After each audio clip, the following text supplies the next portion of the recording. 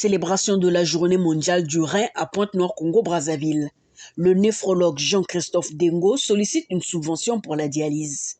Je sollicite les autorités. Et la première autorité, c'est le chef de l'État, son excellence Denis Sassou Nguesso, qu'il nous donne les moyens, néphrologues congolais, pour que nous puissions prolonger la vie de nos concitoyens. Ça, c'est très important, c'est capital. À Pointe-Noire, chaque jour, je compte des décès en dizaines, parce que ces patients n'ont pas d'argent pour se faire bien. Et c'est triste. Quand on est médecin néphrologue et qu'on sait qu'on peut prolonger la vie d'un patient, mais que le patient n'a pas les moyens de le faire, c'est très très difficile à suivre. En Côte d'Ivoire, la dialyse coûte 1750 francs CFA. Et au Bénin, la dialyse elle est gratuite. C'est le moins que l'on puisse retenir ici à Pointe-Noire de la célébration de la Journée mondiale du rein. En effet, ce jeudi 9 mars 2023, la clinique des crises médicales a organisé une journée porte ouverte pour sensibiliser la population sur les maladies et comportements qui conduisent à l'insuffisance rénale. Il donne l'intérêt de cette cérémonie au micro de Média Plus Océan. Aujourd'hui, nous sommes le jeudi 9 mars 2023, journée mondiale du rein. Et j'ai pensé qu'il était important que les Congolais puissent connaître leur santé rénale. C'est la raison pour laquelle j'ai initié cette journée. Et ils en profitent largement parce qu'on essaie déjà d'échanger sur des questions très cruciales qui concernent notamment leur état de santé rénale. La phase de sensibilisation a consisté à projeter les films sur les maladies et comportements qui entraînent l'insuffisance rénale. Ainsi, par groupe, les invités ont regardé le film. Geneva souffre d'une insuffisance rénale. Ses reins ne parviennent plus à épurer son sang. Donc 2 fois par semaine, elles seront au centre d'hémodialyse de Cocody pour suivre un traitement. Quand je fais la dialyse, je ressens mieux. Je respire mieux. Quand je ne fais pas la dialyse, je ne me sens pas bien, je n'arrive pas à respirer, la nuit, je n'arrive pas à dormir. Plus de 600 millions de personnes sont affectées par les maladies rénales dans le monde. L'Organisation mondiale de la santé prévoit une augmentation de la prévalence de 17% dans les 10 ans à venir. En Côte d'Ivoire, ce sont plus de 5000 personnes qui souffrent d'insuffisance rénale, une maladie dont les signes ne sont pas évidents. De l'urètre. Donc l'urine ne fonctionne pas bien. Et ça va monter vers les... Il y a plusieurs maladies qui peuvent toucher le rein. Il y a l'hypertension, il y a le diabète, il y a le VIH, il y a les germes qui donnent les maux de gorge qu'on appelle communément l'angine, ou les maux d'oreille qu'on appelle l'otite, l'oreille qui coule, ou les sinusites. Même le paludisme peut donner une insuffisance rénale. Tout le monde est exposé, même l'enfant qui n'est pas encore né peut être exposé parce qu'il y a des maladies rénales congénitales. Pour mieux faire prendre conscience aux populations des risques liés à l'insuffisance rénale, l'OMS institue la Journée mondiale du rein. La 12e édition célébrée ce 9 mars est placée sous le signe de maladies de rein et obésité, car les personnes obèses sont plus exposées au risque d'insuffisance rénale que les autres. La personne qui est obèse est exposée au risque de développer soit une hypertension, soit un diabète, soit les deux en même temps. L'obésité en elle-même augmente le travail du rein. Cela va fatiguer le rein et donc cela va entraîner à très long terme une dégradation de la fonction rénale. Le traitement de l'insuffisance rénale nécessite de gros moyens. Aujourd'hui, avec l'appui de l'État, la séance de l'hémodialyse ne coûte que 1750 francs au public. Mais des efforts restent encore à faire au niveau du coût des médicaments. Il y a 2 modalités de prise en charge. Soit la personne est mise en dialyse, soit on procède à une transplantation rénale, c'est-à-dire que le patient, on lui apporte un nouveau rein. Le coût dans le service public, les patients ne payent que 1750 francs. Pour en savoir un peu plus sur les pathologies, les invités ont posé des questions aux médecins traitants. Voici la série des intervenants. Avec la séance que nous venons de suivre, pourquoi la dialyse coûte tellement cher par rapport à ce que nous venons d'entendre. Parce qu'au niveau de la Côte d'Ivoire, pour les services publics, la dialyse coûte 1750 francs la séance. Maintenant, ici nous observons des prix beaucoup élevés. Lorsqu'on n'a pas lu,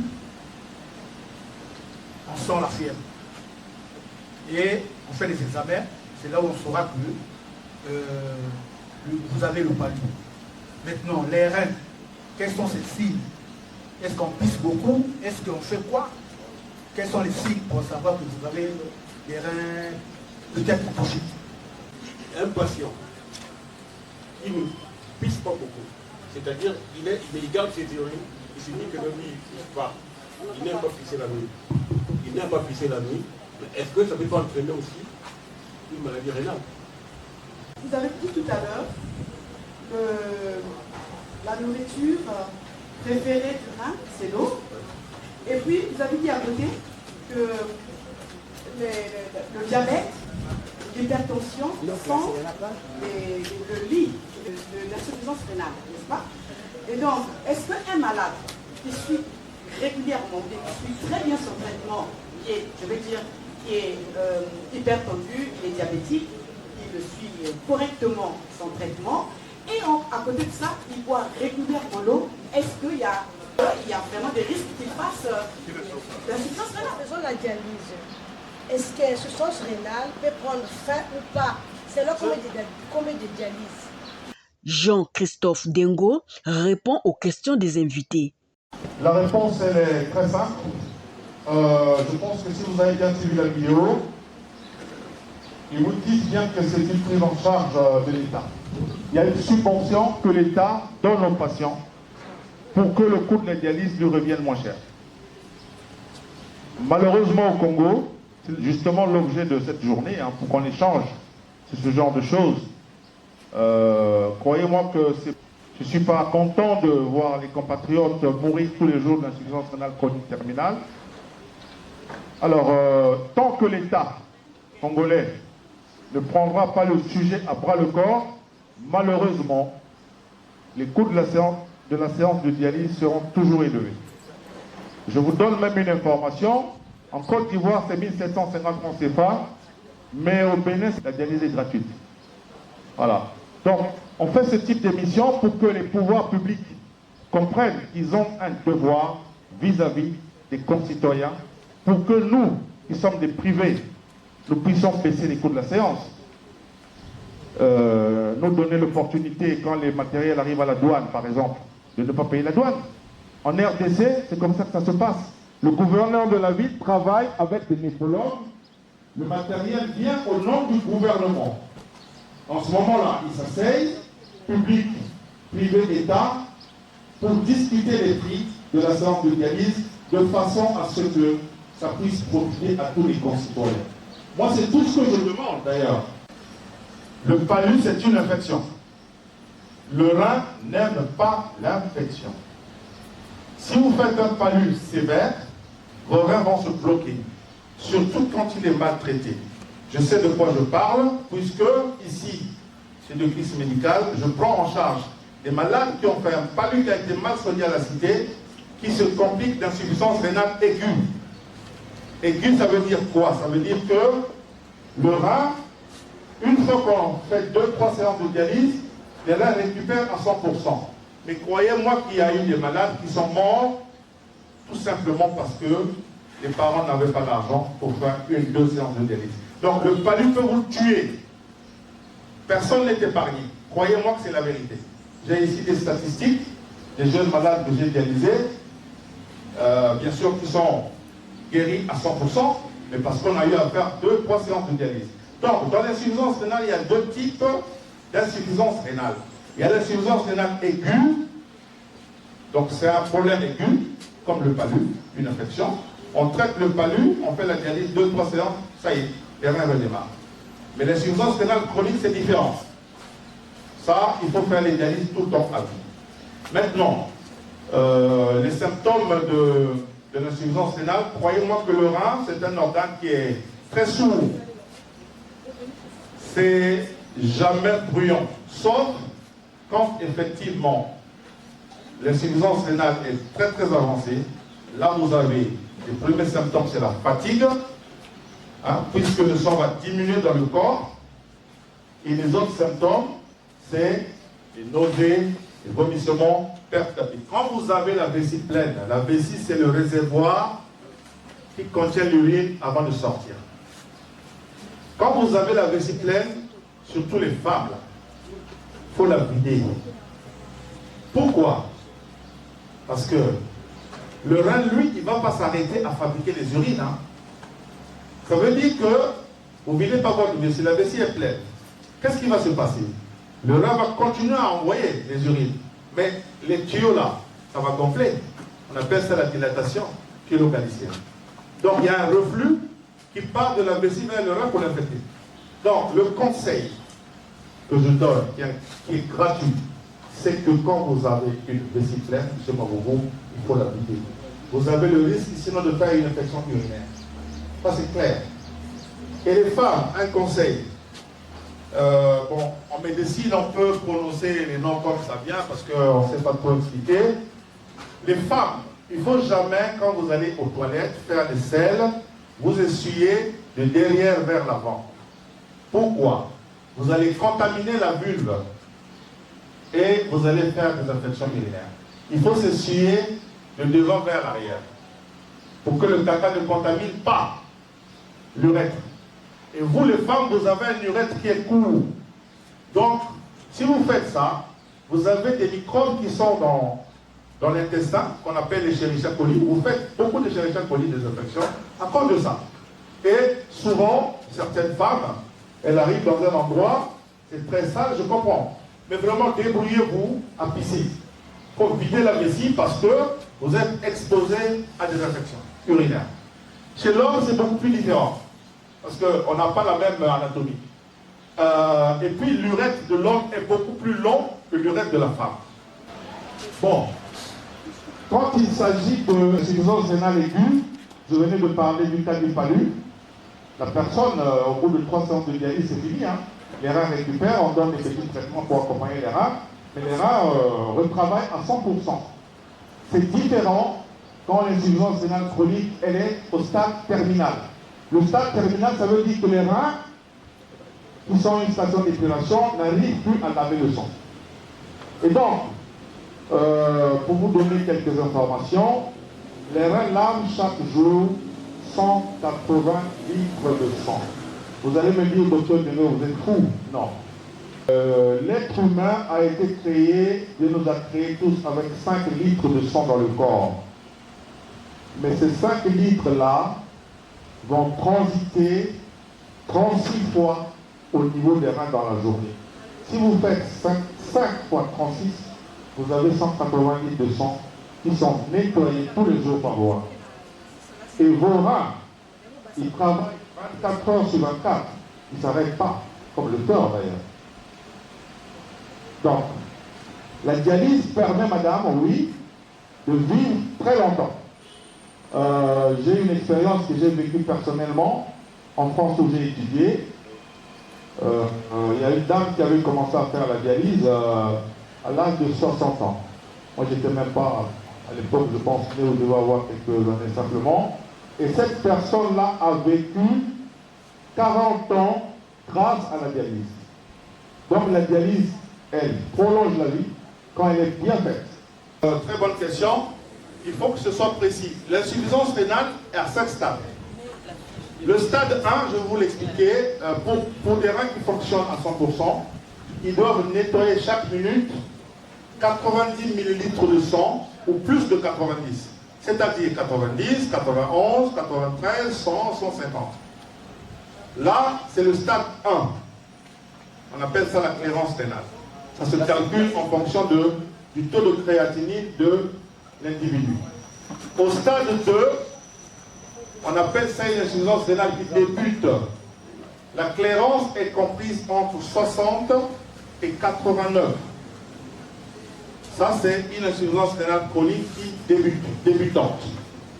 Le stade 3, la clairance est comprise entre 30 et 59. Donc, vous voyez que ça baisse progressivement. Au stade 3, c'est insuffisance rénale chronique modérée.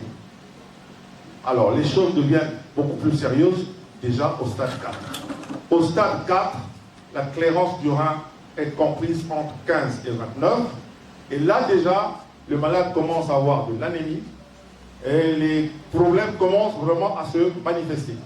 Donc ça, c'est le stade 4 qu'on appelle insuffisance rénale chronique sévère.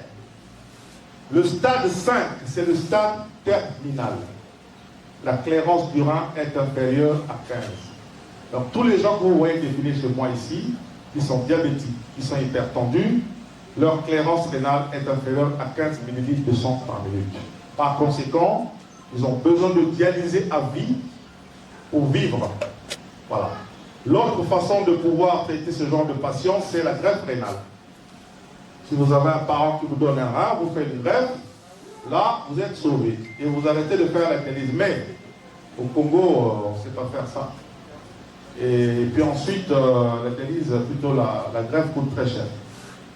Donc voilà un peu, maintenant, pour répondre à la question de Gisèle très concrètement, un patient qui est assidu, qui suit bien ses traitements anti-hypertenseurs, traitements antidiabétiques, qui fait du sport, qui boit beaucoup d'eau, il n'y a pas de raison qu'il puisse développer une insuffisance rénale qui soit si grave rapidement. Parce que malgré ce qu'on fasse quand même, il y a le vieillissement, il y a l'âge lié à chacun de nous.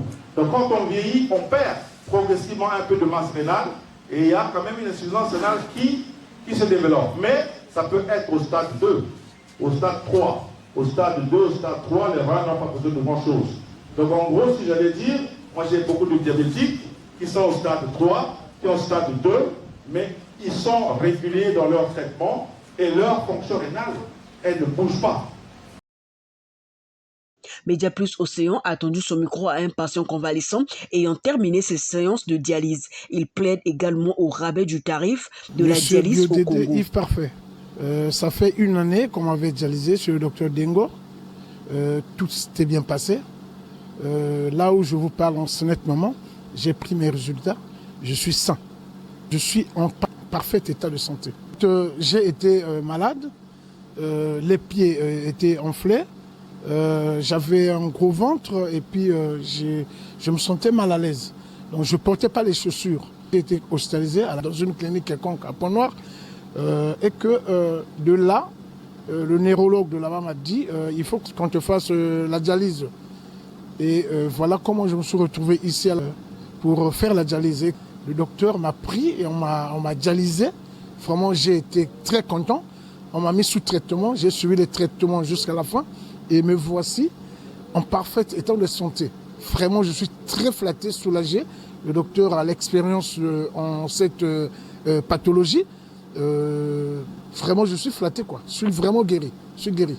Il faut manger ce qui est bio. L'alimentation saine. Il faut éviter de manger n'importe quoi.